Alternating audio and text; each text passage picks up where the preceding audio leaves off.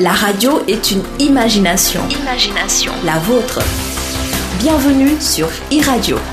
90.3. Comment sortir de la crise économique et financière du pays sans accord avec le FMI? Le Sénégal risque-t-il un défaut de paiement? Y a-t-il des solutions alternatives au FMI pour sortir de l'endettement? Les décisions du président Trump peuvent-elles impacter le Sénégal? Pour aborder toutes ces questions, l'Air du Temps reçoit ce dimanche 18 janvier 2026 Ibrahim Edine Diagne, professeur à African Performance Institute, et Mamadou Sarr, commissaire aux enquêtes économiques, expert international sur le commerce, l'investissement et le développement. L'Air du Temps, c'est ce dimanche de 10h à 11h avec Alassane Sambadjo. 18 janvier 2026, bienvenue à l'Air du Temps qui reçoit donc aujourd'hui Ibrahim Edine Diagne, président d'African Performance Institute. C'est un professeur aussi parce qu'il enseigne beaucoup à des Sénégalais. Ibrahim Diagne, quand on parle de lui, on pense beaucoup à Gaïndé 2000, à la révolution qui a été faite par les douanes sénégalaises, une expertise qui s'est exportée à l'extérieur du Sénégal, qui fait le bonheur de beaucoup de Sénégalais. Mamadou Sarr, vous êtes commissaire aux enquêtes économiques, expert international sur le commerce, l'investissement et le développement. Merci donc d'être avec nous à l'Air du Temps aujourd'hui, dimanche donc 18 janvier 2026. On commence par une actualité très forte où les Sénégalais attendent beaucoup ce qui va se passer ce soir. C'est la finale. L'équipe du Sénégal, les Lions, sont en finale aujourd'hui contre le Maroc. Déjà, encore avant d'être sur le terrain, les hostilités ont commencé. Mamadou Sarr, comment concevez-vous, comment percevez-vous aujourd'hui cette finale aujourd'hui? Je voudrais tout d'abord vous remercier, Alsan, de votre aimable invitation, saluer vos téléspectateurs et auditeurs, mais ainsi que mon co-débatteur, M. Ibrahim Edine Diagne, que je suis heureux de retrouver dans le cadre de cet échange. Bon, en ce qui concerne notre équipe, on croise les doigts. Ils ont fait un excellent parcours jusque-là. On leur souhaite le meilleur, qu'ils puissent nous apporter la coupe. Et que je pense qu'ils sont habitués à des pressions.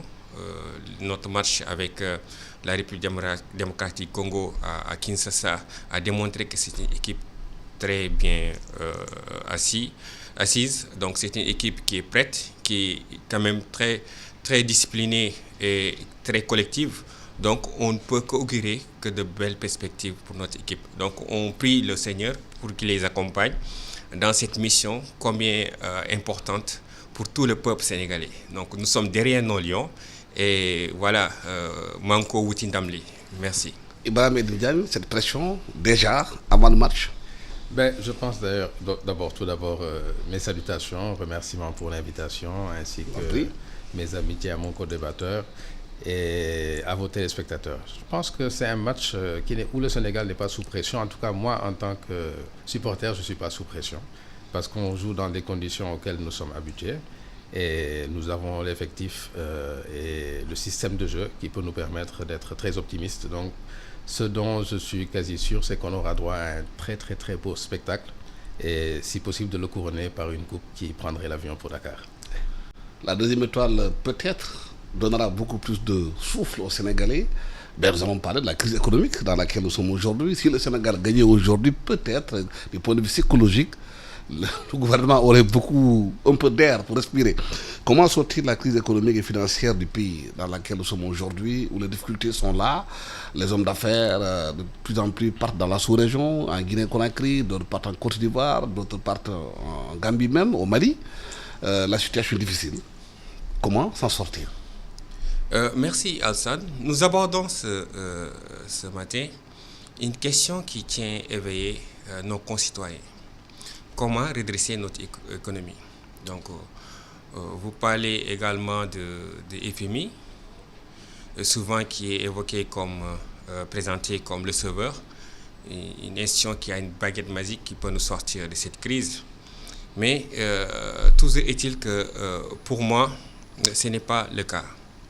Donc, le Sénégal dispose des atouts pour juguler cette crise avec des solutions alternatives, donc qui sont connues. Il s'agit d'abord, pour moi, premièrement, de voir comment travailler sur la fuite des capitaux, également l'évasion fiscale. Il faut régler cette question. Et deuxièmement aussi, il faut aussi diversifier nos partenariats. Donc ce qui est en train d'être fait au niveau sous-régional, ils ont mobilisé des ressources, mais surtout la gestion de la dette. Parce que les experts de la CNUSED considèrent que la dette tue le développement.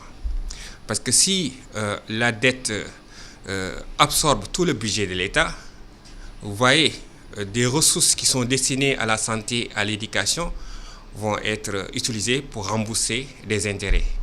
Donc cela va différer le processus de développement du pays.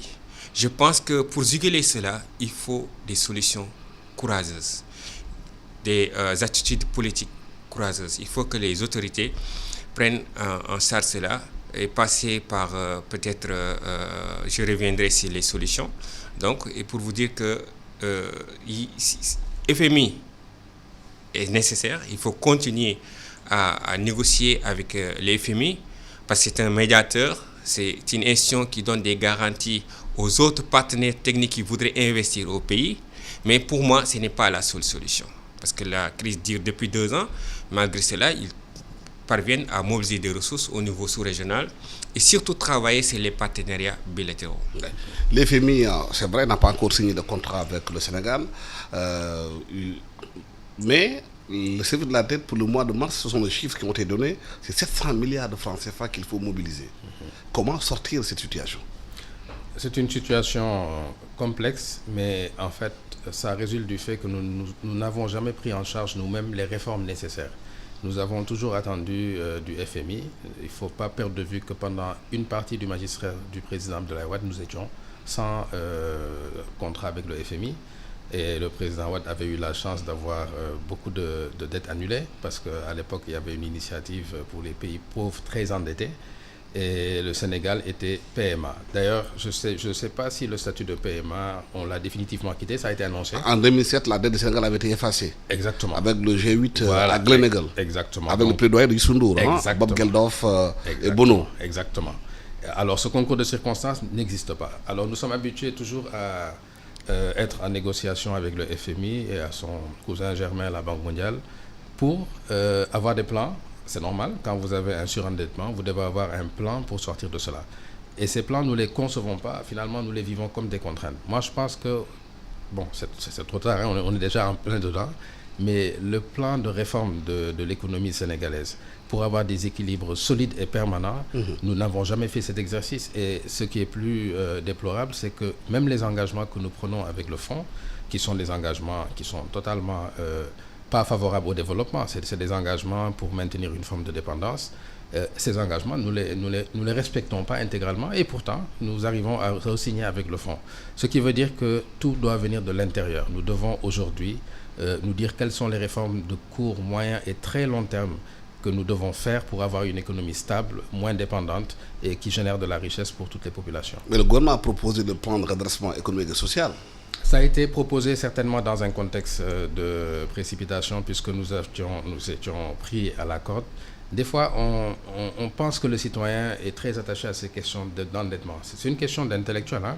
Le citoyen lambda, lui, ce qu'il veut, c'est être capable d'améliorer son niveau de vie. Alors parfois, si on met en place des plans en ne ciblant que le bailleur et la communauté financière internationale pour avoir accès à des ressources moins onéreuses, on oublie que la finalité d'un État, c'est de servir sa population. Et donc, je pense qu'à ce niveau-là, il y a un travail à faire indépendamment du contexte actuel. Et on reviendra sans doute sur le contexte international qui est également tout aussi problématique. Oui, ça c'est une question fondamentale. Comment, dans cette situation dans laquelle nous sommes aujourd'hui, permettre aux Sénégalais de vivre mieux, de pouvoir se vêtir, se loger, éduquer nos enfants, se soigner? On est dans une situation difficile où les taxes ont été mises en place. Si vous allez aujourd'hui dans des grandes surfaces, vous payez des taxes de 1%, le transfert d'argent vous payez aussi, les taxes sont de plus en plus nombreuses. Et la DGID a dit cette année qu'ils ont fait un record avec plus de 2 995 milliards de francs CFA. Oui, Alassane, c'est comme vous l'avez dit, hein, c'est une situation qui interpelle tout un chacun parmi nous. Et je pense que pour réguler cela, il faut déjà une discipline budgétaire. Ouais. La question, c'est le coût de la vie. Voilà, c'est ça. Je vais venir sur la question, sur l'indiscipline budgétaire, mais aussi une justice fiscale. Donc, et cette justice fiscale, elle est importante. Donc, et je pense que sur le coût de la vie, on peut relativiser. Parce que récemment, il y a eu des mesures de baisse. Donc, sur le prix du riz à 300 francs. Mais également, il y a aussi des efforts qui ont été faits pour ce qui concerne une certaine catégorie, comme les fonctionnaires, avec une augmentation de l'indemnité de logement. Je pense que ça peut améliorer un tout petit peu le pouvoir d'achat. Mais cela devait être étendu au secteur privé. Mais pour cela, il faut assainir l'environnement des affaires. Je pense qu'aujourd'hui, ce qui se passe actuellement, c'est que il ne faut pas qu'on soit dans l'inaction. C'est le temps de l'action, c'est le temps d'agir. Et agir comment? Agir en ayant ce courage de voir si rien ne se fait, s'il n'y a pas rentrée de finances extérieures, on risque d'avoir techniquement des soucis. Maintenant, pour réguler cela, il faut diversifier les partenariats, mais surtout agir sur un secteur productif. Je vais vous donner une anecdote. En 2018, j'étais avec une délégation gouvernementale, c'était dans un pays où je représentais le Sénégal comme chef du bureau économique. Mais je voyais la liste de la chef des délégations, il n'y avait que des projets d'infrastructure. Et je lui ai posé la question, où sont les projets dans le secteur productif? Si vous voyez, ces dernières décennies, le Sénégal a mis beaucoup d'accent sur le secteur productif, sur les infrastructures, le développement des infrastructures. Mais les manquements que nous subissons aujourd'hui, ça relève de cette politique, donc passionnée de réduire le gap sur le secteur des infrastructures. Maintenant, nous voyons ce qui se passe dans le secteur productif comme l'énergie, le pétrole. Là, on a quand même des actifs qui sont là, qui peuvent permettre de juguler. C'est cela qu'il faut faire. Aller vers des financements innovants, aider le secteur privé, renforcer leur capacité à agir sur l'équilibre. Parce que la finalité, c'est quoi? C'est améliorer le bien-être de l'État. Si aujourd'hui, oui. Sur le pétrole, précisé que l'ITIE a sorti un document en disant que le pétrole qui a été produit, l'argent n'est pas traçable. Ils ne savent pas où est l'argent. Et l'État, jusqu'à présent, n'a donné aucune explication. Non, ça, c'est des débats. On ne sait pas où va l'argent du pétrole. Ça, peut-être l'État va apporter des éclaircissements par rapport à ce point. C'est un silence total pour le moment. L'État va apporter des éclaircissements à ce point parce qu'ils sont tenus quand même de faire des présentations, des rapports de budget. Donc, ils vont apporter des éclaircissements par rapport à ce point. Mais moi, ce que je veux dire à ce niveau, c'est qu'il y a un travail à faire. Un travail à faire sur le discours, la communication pour vraiment éveiller et aussi rendre compte à la population sur ce qui est en train d'être fait. Ibrahima, le Sénégal a une préoccupation qui pèse de plus en plus que toutes les autres, c'est le coût de la vie. L'Afrobaromètre l'a mesuré en 2025, 34% des Sénégalais placent l'augmentation du coût de la vie en premier rang. Le reste tableau confirme que chacun vit à sa manière, santé, chômage, accès à l'eau, une insécurité qui s'installe avec des effets concrets. Ben, cela est dû au fait, et c'est très facile à identifier, il y a une concentration sur Dakar et cela apporte donc une inflation sur le foncier. Et comme on le sait, dès que le foncier explose, tout explose parce que c'est d'abord le transport et l'habitat. Les gens, s'il leur faut consommer 70% de leur salaire pour se transporter et se loger, ils ne peuvent pas vivre. Donc je pense qu'une politique d'aménagement du territoire, je vous donnerai un simple exemple, peut-être que je me trompe, je ne suis pas un spécialiste de la question, mais amener un TER à l'aéroport ou avoir un train qui va faire la triangulation entre Thiès, Mbour et Dakar, moi je ne me poserai pas de question. Il faut absolument qu'on ait cette triangulation-là pour enlever la pression foncière sur Dakar et donc avoir des aménagements aujourd'hui en termes de logement qui permettront à des gens de pouvoir améliorer leur niveau de vie. Moi, je ne suis pas forcément favorable à des baisses très, très, très symboliques de prix, de 1 franc sur telle chose. L'État perd en recette parce qu'à l'échelle, c'est beaucoup d'argent, mais c'est consommé automatiquement et pour cela, je me réfère à l'impôt sur les salaires que le président Macky Sall avait réduit, mais ça se consomme en un mois, donc ça n'a pas d'effet durable. Alors à quoi bon? C'est des slogans peut-être pour être capable ensuite de dire qu'on a agi sur le coût de la vie, mais moi je suis plus en faveur d'augmentation des revenus. Comment faire pour que les gens aient plus de revenus ou que leurs revenus puissent être dépensés de façon plus rationnelle parce que l'État a mis en place les conditions de mobilité et d'urbanisation nécessaires pour que 100% du salaire ne serve pas juste à se transporter et à habiter. Pour les revenus, il faut créer de la richesse, il faut créer des industries. Il faut industrialiser le pays. On parle d'industrialisation. Les PME, les PMI, les TPE ont des difficultés au Sénégal, ne sont pas bien encadrés. La moyenne, c'est 6 ans après, les PME meurent. Il n'y a pas de suivi, il n'y a pas d'accompagnement. Comment développer un pays où l'industrialisation n'est pas au cœur des politiques? Hassan, je pense qu'il faut se poser les bonnes questions. Lesquelles? Souvent, il faut se poser des questions. Si nous faisons des réformes, est-ce que ces réformes nous mettent sur la bonne voie? Are we on the right track? Est-ce que nous sommes sur la bonne voie? Et on parle de réformes. Depuis des années, l'État fait des réformes au niveau du Conseil présidentiel de l'investissement qui devrait normalement se tenir pour améliorer l'environnement des affaires. Parce qu'il faut évaluer les réformes que nous mettons en œuvre. Ensuite, sur l'équité territoriale. Parce que si presque 47% de l'économie, et plus de 47% est concentré à Dakar, et vous faites une petite comparaison avec la région de Matam et la région de Dakar. C'est 8 habitants au kilomètre carré. Dakar, c'est 67 000 à 8 000 à peu près habitants au kilomètre carré. Tout est concentré à Dakar. Maintenant, vous voyez, Tamba, c'est la deuxième région la plus vaste du Sénégal, derrière Tambacounda. Donc, et vous voyez cette disparité. Donc, je pense que pour moi, il faut des réformes, mais des réformes politiques courageuses. Des réformes par rapport au système productif, c'est-à-dire mettre davantage l'accent sur le tissu productif, parce qu'on a des actifs à valoriser, on a des ressources à valoriser, mais quelle politique mettre en œuvre pour que ces ressources puissent être exploitées au bénéfice de la population? Et pour cela, il faut que l'environnement des affaires soit attractif. On ne cesse de le dire, l'environnement des affaires mérite d'être amélioré au Sénégal. Et vous pensez que le Sénégal, son développement passe par le commerce? Pour moi, si aujourd'hui, nous voulons faire un bon qualitatif, sauter des étapes dans notre processus de développement, il n'y a pas 1000 solutions, c'est le commerce. Je peux le dire valalement parce que j'ai été en Asie ces dernières décennies et j'ai vu comment les pays de l'Asie du Sud-Est ont développé leur pays à travers le commerce. La Chine, quel est l'enjeu actuellement au niveau mondial? L'enjeu actuellement, la guerre, vous voyez, la guerre elle est commerciale. Si aujourd'hui, les États-Unis se lèvent et prennent des mesures sur les droits de douane, c'est commercial. Ils prennent des mesures pour limiter l'accès au marché, c'est commercial. Donc pour moi, si aujourd'hui, nous voulons développer et changer la donne, il faut agir sur le commerce. Quand je parle de commerce, je parle de commerce en général. Ce n'est pas uniquement le commerce des biens, mais aussi le commerce des services.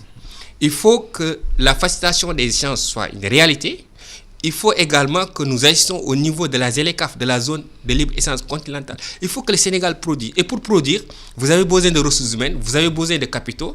Et si ce sont ces ressources humaines, cet ensemble de variables à mettre en jeu pour créer une dynamique qui est forte, qui peut nous permettre aujourd'hui de résorber un certain nombre de gaps. Sans le commerce, je ne dis pas que le commerce uniquement, mais sans le commerce, nous ne pouvons pas aller loin.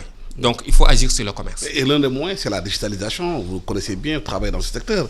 Mais on a l'impression qu'au Sénégal, qu'on parle beaucoup de digitalisation, de numérisation. Mais si le plan concrètement, les applications pour mettre en place, c'est le désert, apparemment. C'est toujours la question de l'orchestration entre une volonté politique et le dispositif pour permettre d'arriver à un résultat et surtout la mesure du résultat et les sanctions qui doivent sortir positives ou négatives. Donc on a souvent fait de grosses déclarations, mais pour être un observateur sur les questions numériques, on a vraiment traîné les 20 dernières années, on n'a pratiquement rien fait. Alors que dans la sous-région, on a deux d'avance. Bien entendu, parce qu'ils ont eu un leadership où il y avait un continuum entre l'expression de la volonté politique et toute la technostructure qu'il faut pour que cela aboutisse en résultat. Le digital permet d'abord de rendre une administration plus proche et plus efficace et moins coûteuse. On parle de contraintes budgétaires, donc une administration digitalisée coûte moins cher et en même temps donne un service de meilleure qualité. Mais ce n'est pas que cela en fait. Il faut également qu'on commence à nous poser des questions sur les services sur lesquels l'État peut faire des délégations, pour ne pas parler de privatisation, d'autant qu'on est sous pression budgétaire. Moi, je me dis que quand vous n'avez pas de quoi boucler votre budget, on a non seulement un déficit, mais un service de la dette intenable. Ben, il faut commencer à se dire, mais est-ce qu'il ne faut pas construire le maximum de partenariats publics-privés, locaux, j'insiste beaucoup, locaux, pour permettre à certains services d'être accessibles et que les citoyens eux-mêmes, par leur volonté, puissent prendre en charge ces services. Et ça ça allège un peu le budget de l'État et ça augmente la qualité des services offerts. Je donne un dernier exemple pour clôturer. La notion de temps n'est pas forcément importante dans notre culture. Alors, une personne qui a besoin d'un document important pour le produire, pour avoir accès à un financement, si on lui dit le document là, il est gratuit pour l'obtenir, mais vous mettez 3 mois. Et si on lui dit vous l'obtenez le lendemain, mais il est payant. Il va de soi que la personne irait pour l'option payante parce que elle a un calcul économique. Or, nous pensons que le temps est une denrée impérissable qui ne se termine jamais et que donc on peut toujours jouer dessus. En résumé, réformons. Oui, ça demande beaucoup de culture aussi pour réformer. Il faut une culture de la réforme, la culture de changement qui est difficile dans ce pays-là, où des fonctionnaires aujourd'hui peut-être refusent même qu'il y ait le changement. Là, on avait annoncé que la police aurait des appareils pour faire des taxations, mais il y a certains policiers qui ne le font pas. Les appareils ne sont pas là. C'est toujours quand on prend votre permis, aller au commissariat, payer sur place.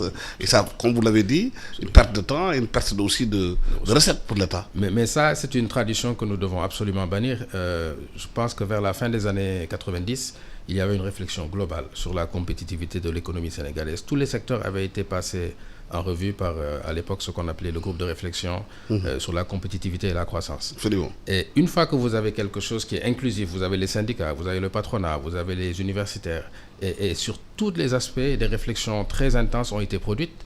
Mais ce qu'il nous manque, comme je vous dis après, c'est le pilotage. Comment piloter les réformes et surtout comment avoir des indicateurs à partir desquels on peut apporter des correctifs. Mais on lance des initiatives au Sénégal, et bien souvent, sans être capable de suivre les résultats. Et parfois, nos amis les bailleurs, parce que je ne peux jamais parler de l'efficacité de l'administration publique sans mettre nos amis les bailleurs de fonds, parce que quelque part, ils sont complices de cet état de fait où on tourne en rond et qu'on reprend les mêmes crédits tous les 10 ans. Ça fait vivre aussi. Si le développement existait, beaucoup d'institutions perdraient leur vocation. Je rappelle que vous suivez L'Air du Temps, qui reçoit Ibrahim Edine Diagne, président d'African Performance Institute, Mamadou Sarr, commissaire aux enquêtes économiques, expert international sur le commerce, l'investissement et le développement. Comment faire aujourd'hui dans cette situation-là pour s'en sortir?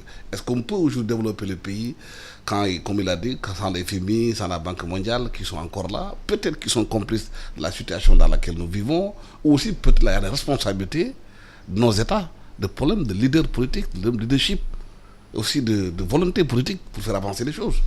Oui, comme j'ai dit, des alternatives existent.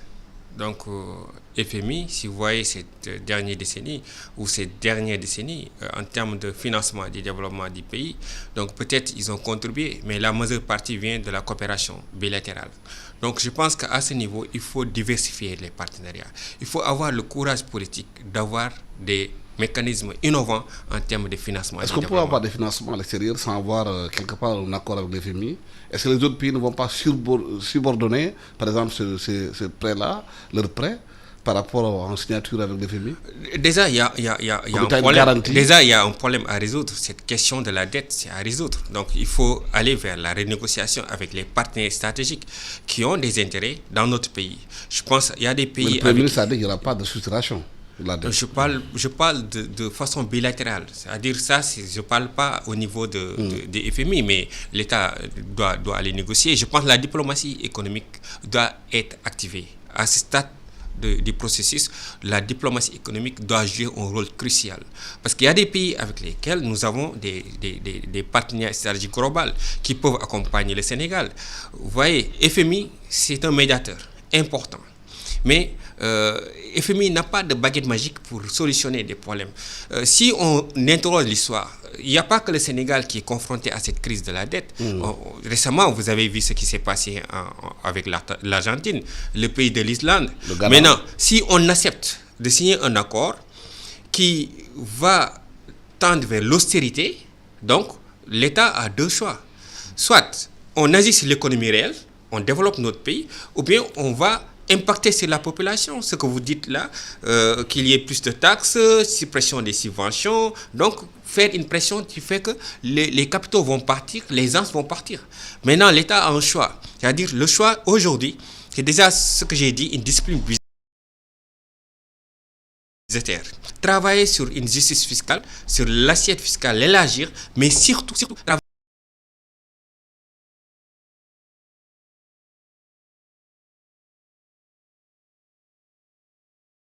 partenaires. Il faut que les partenaires techniques et financiers, qu'on puisse redéfinir nos rapports avec eux, mais de façon ferme.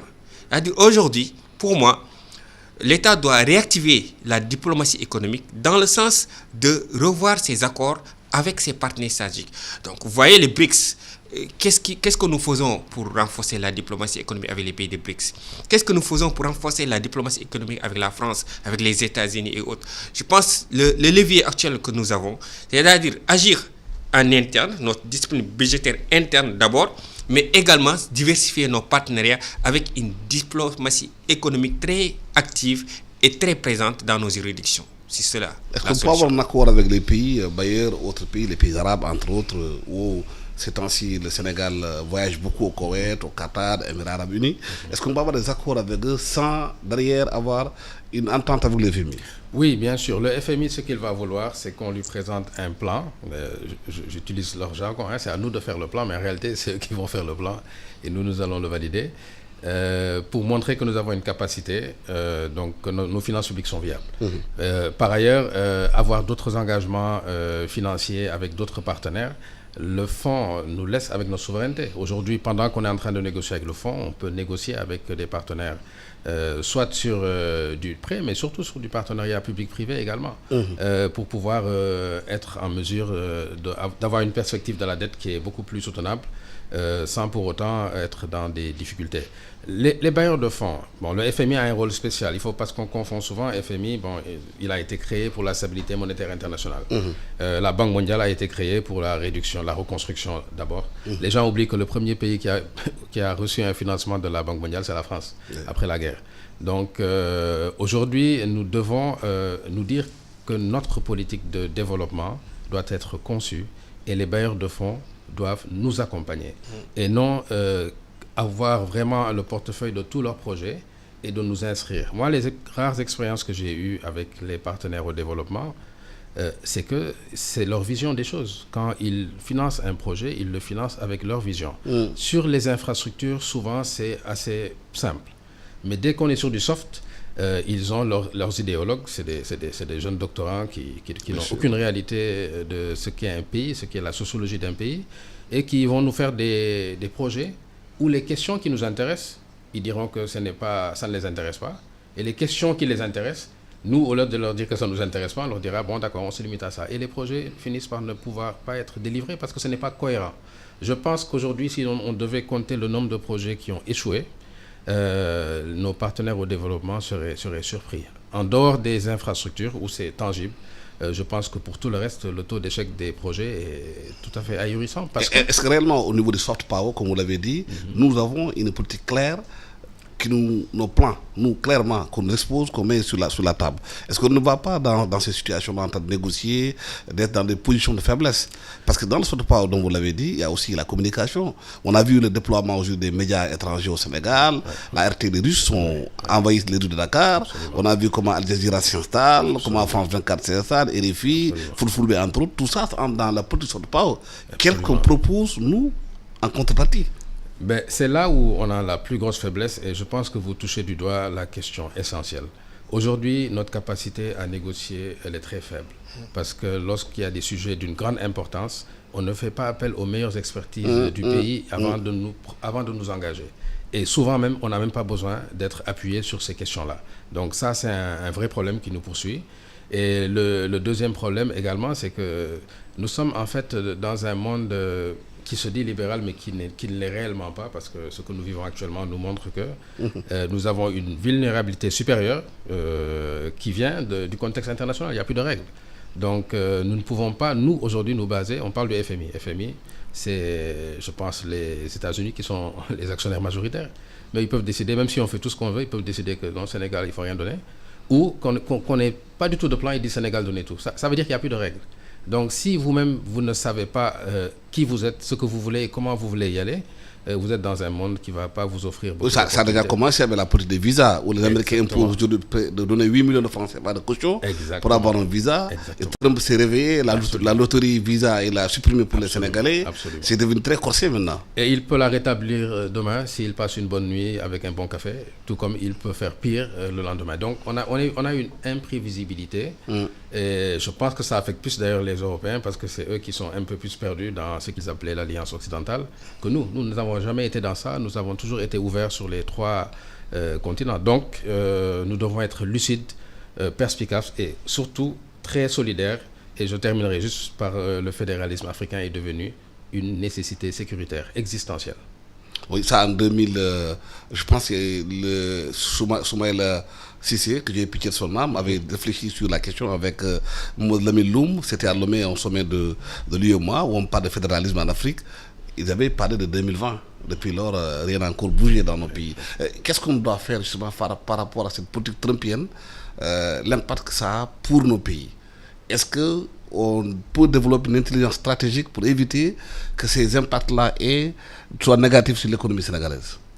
Si nous raisonnons comme le monde comme un système globalisé, donc Trump est actuellement une variable que l'on ne contrôle pas.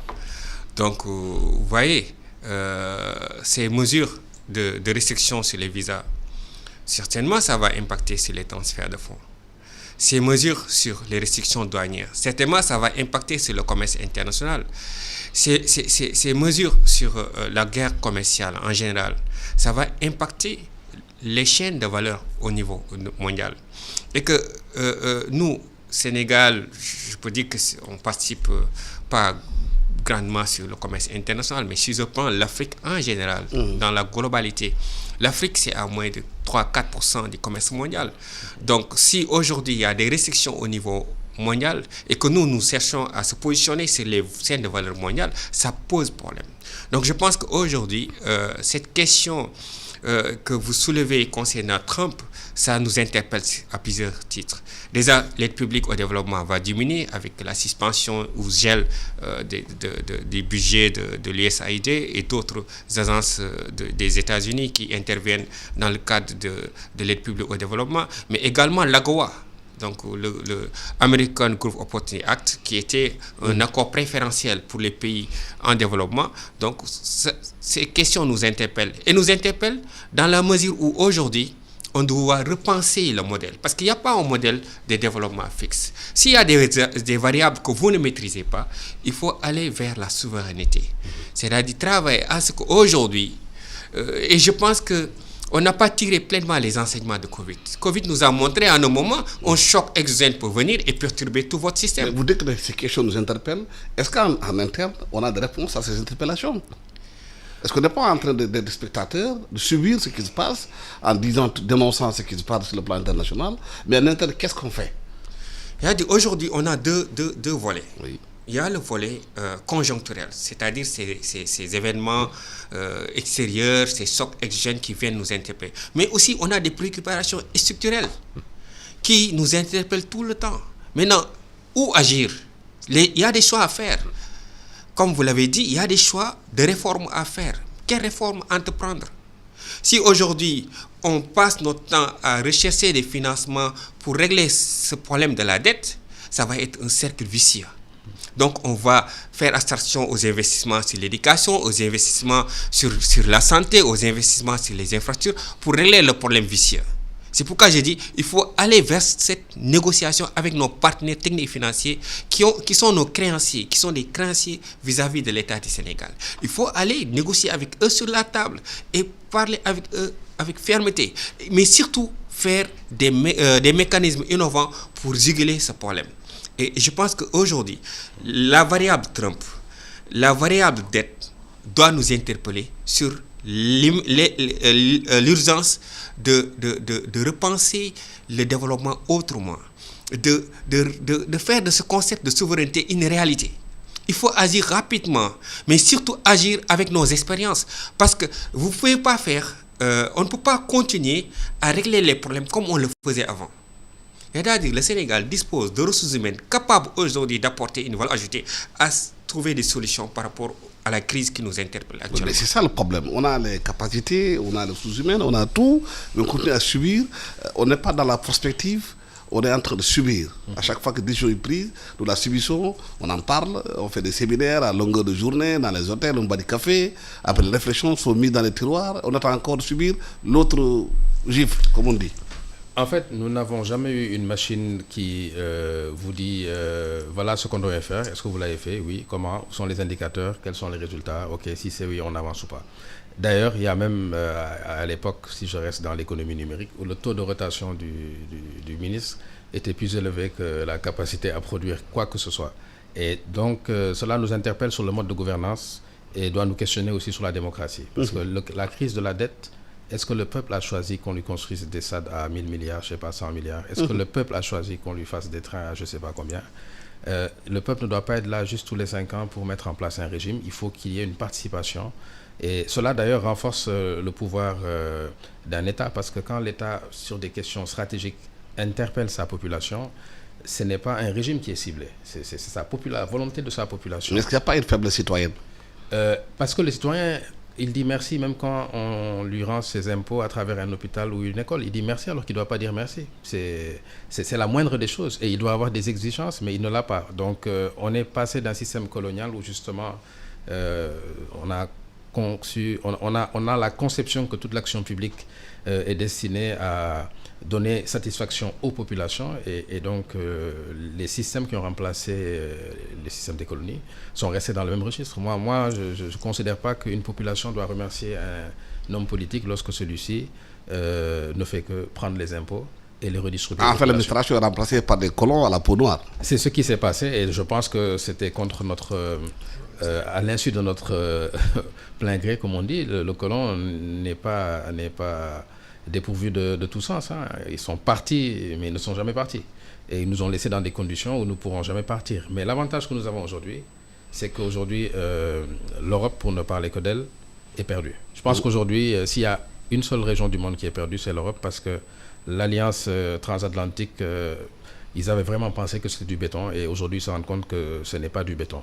Et entre-temps, ils ont perdu un peu leur attache avec l'Afrique. Ce qui veut dire que nous n'avons jamais été aussi capables de construire notre destin par nous-mêmes, avec nos idées, nos savoir-faire et surtout être ouverts sur des pays comme la Chine qui sont des pays qui, en tout cas, même si c'est toujours des échanges intéressés, mais ne partent pas du principe que nous sommes juste des acteurs pour prendre ce qu'ils nous proposent et que c'est tout, quoi. Donc il y a un travail à faire et on est dans un bon momentum, même si on est dans un désordre international inqualifiable.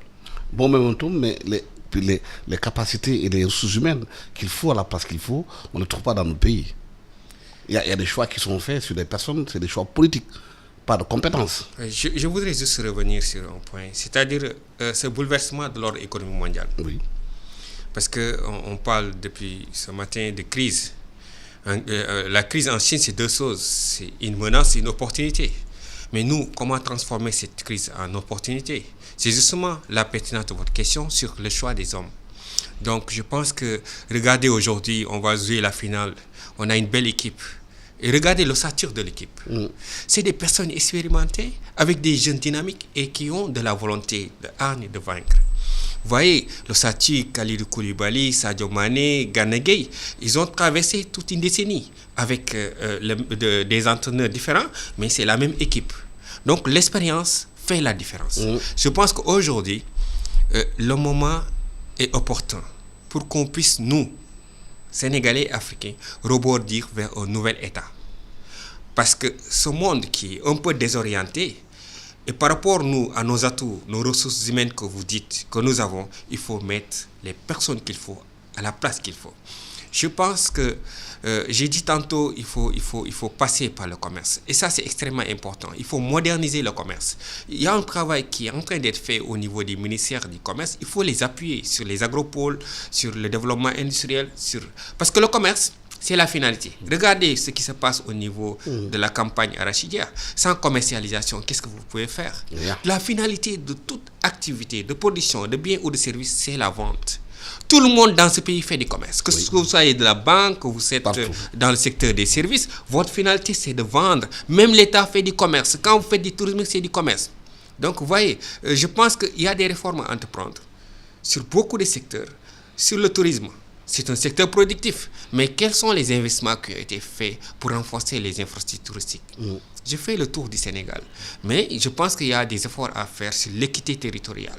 Il faut qu'il y ait de l'équité territoriale. Et cela ne peut se faire qu'à travers des exemples réussis ailleurs qu'on peut copier et coller et vraiment essayer d'impulser. Il y a un travail à faire, mais ce travail doit être inclusif et ouvert, avec des compétences avérées, on peut vraiment résorber un certain nombre de gaps dans le processus de développement.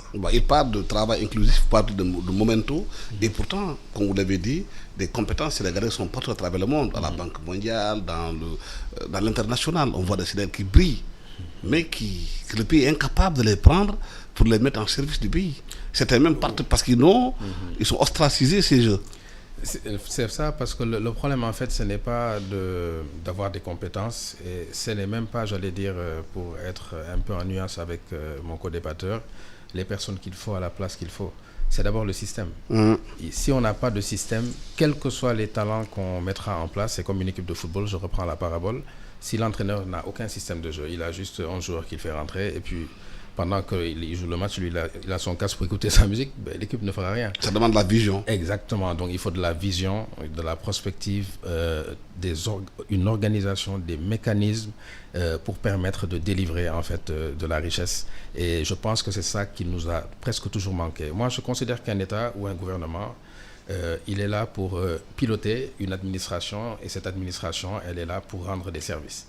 Mais ce n'est pas ça qu'il nous faut lorsqu'on parle de réforme et de réingénierie. Il nous faut mettre en place de nouveaux mécanismes. Et pour cela, j'ai souvent fait le plaidoyer pour qu'on mette en place des commissions sur prenons les 30 premiers problèmes du Sénégal, y compris le tourisme. On met tout ensemble, on crée 30 commissions, ou même 10 commissions si on veut. On leur donne les moyens qu'il faut pour réfléchir et avoir l'adhésion et le consensus de toutes les parties. Des choses que plus personne ne pourra remettre en œuvre. Délivre leur rapport, on met en place les mécanismes de pilotage et on avance par rapport à ça. Bien entendu, il y aura de nouveaux chocs qui vont arriver, donc il faut être agile. Et ça nous permet au moins d'avoir une trame. Moi, vous me demandez, Sénégalais, c'est quoi notre truc? Je sais qu'on a un horizon de 2050, mais voilà, avec ce qui se passe là, et si ça s'aggrave, et s'il n'y a plus de multilatéralisme, est-ce qu'on va avancer? La zone continentale de libre-échange, elle est décrétée et signée. Mais si c'est comme le traité de la CEDEAO, en 40 ans, il ne s'est rien passé. C'est resté une institution politique.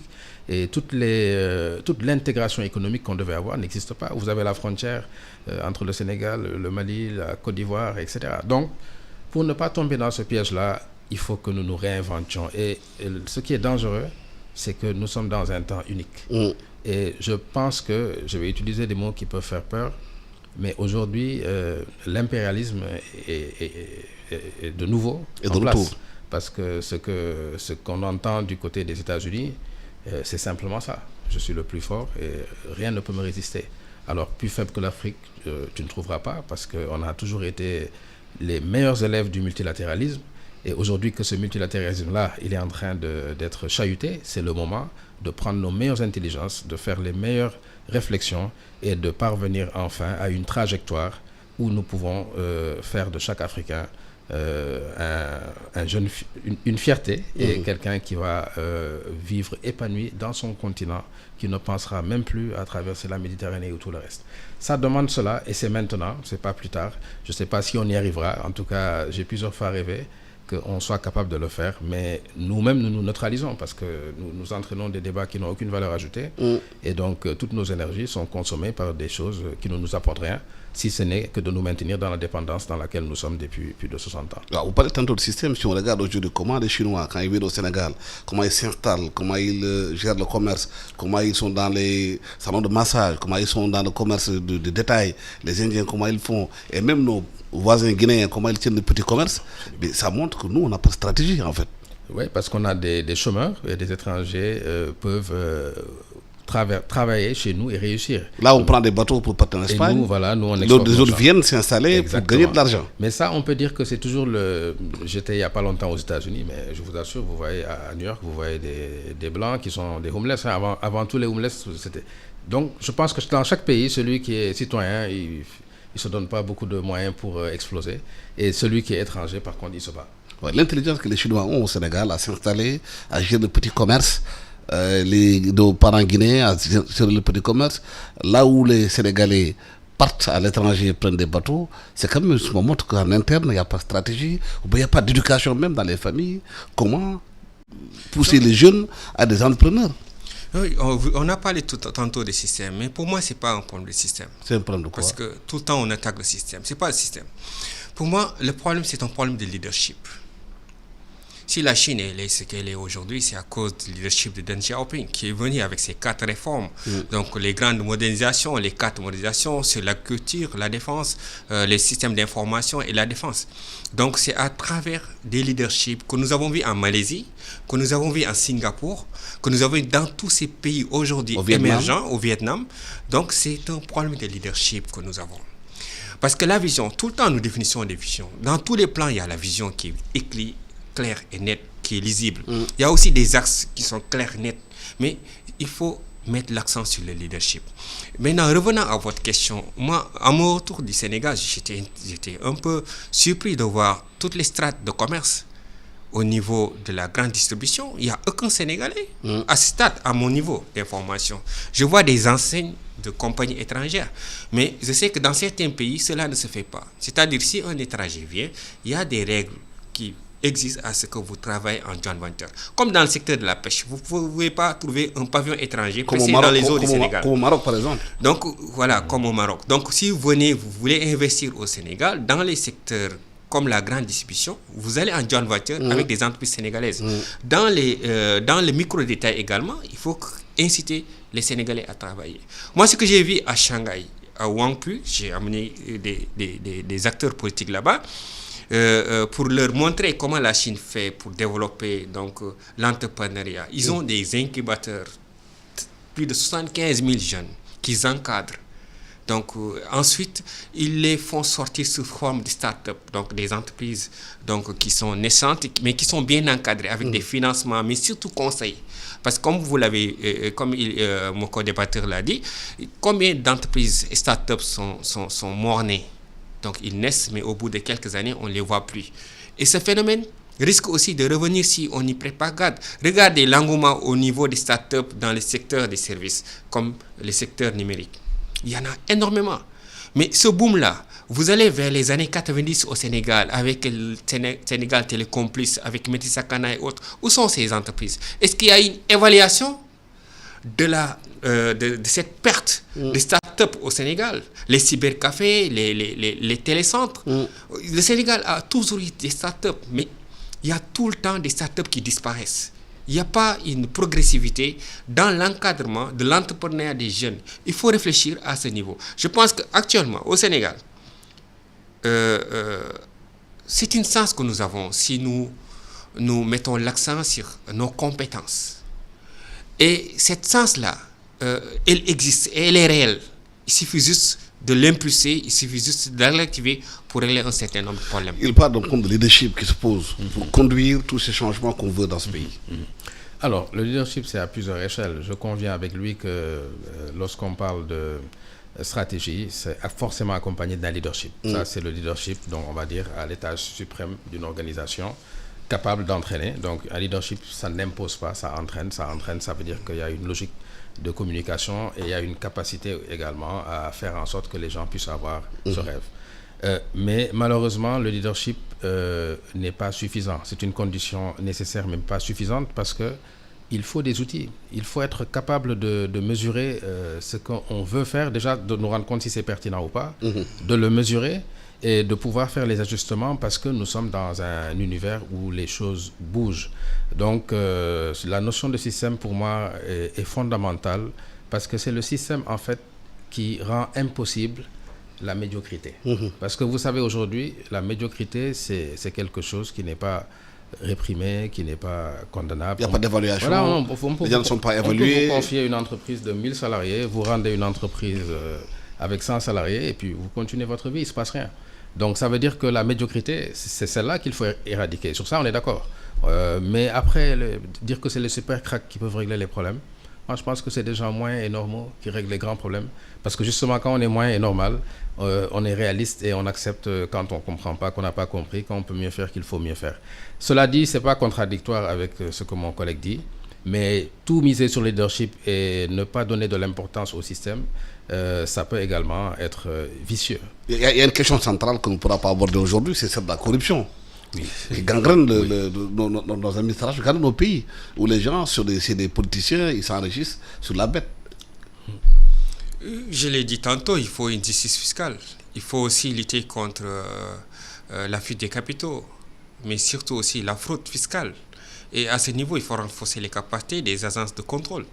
Je donne un exemple très simple. Il y a des agents qui sont assermentés, qui sont chargés de rechercher, de constater, de réprimer les infractions à la législation économique. Là où vous étiez en Chine, quand vous êtes convaincu de corruption, vous allez passer au poteau. Hein? Chine, je suis allé là-bas en 2013, au moment où Xi Jinping venait au pouvoir. Et sa politique, la première politique de Xi Jinping, c'était de lutter contre la corruption. Avec le système de lutter contre les tigres et les mouches. Tigres, c'est les grands corrupteurs. Les mouches, c'est tous ceux qui sont liés à la corruption. Donc, et vous voyez, en moins de 10 ans, Xi Jinping a fait un travail colossal. C'est pourquoi le leadership est extrêmement important. Parce que c'est à travers le leadership et la vision que ça peut avoir une force d'entraînement sur tout le système. Ça embloque tout le système. Oui, le temps qu'on nous est imparti est terminé. Merci infiniment. Comme vous l'avez dit, le leadership, c'est important. Parce que si le leadership est corrompu, je pense que tout le pays sera corrompu. En Chine, si ils ont pu le faire, c'est parce qu'il y a des leaders qui sont propres, qui ont travaillé. Maintenant, quand on n'est pas propre, on ne peut pas donner des leçons. Merci infiniment à Mamadou Sarr. Je rappelle que vous êtes commissaire aux enquêtes économiques, expert international sur le commerce et l'investissement et le développement. Merci à Ibrahim Edine Diagne, président African Performance Institute. On ne vous présente plus, comme je l'ai dit aux Sénégalais. Gardez 2000, c'est vous. Beaucoup de choses dans ce pays-là qui ont bougé dans le numérique. Vous êtes l'un des concepteurs. Et en Afrique aussi, vous êtes connu pour ce beau travail que vous faites. Merci à Medici qui était à la technique d'Ami ou à la vidéo. Et merci aussi à Moustapha Dramé. Bon dimanche à tous. Merci. Merci.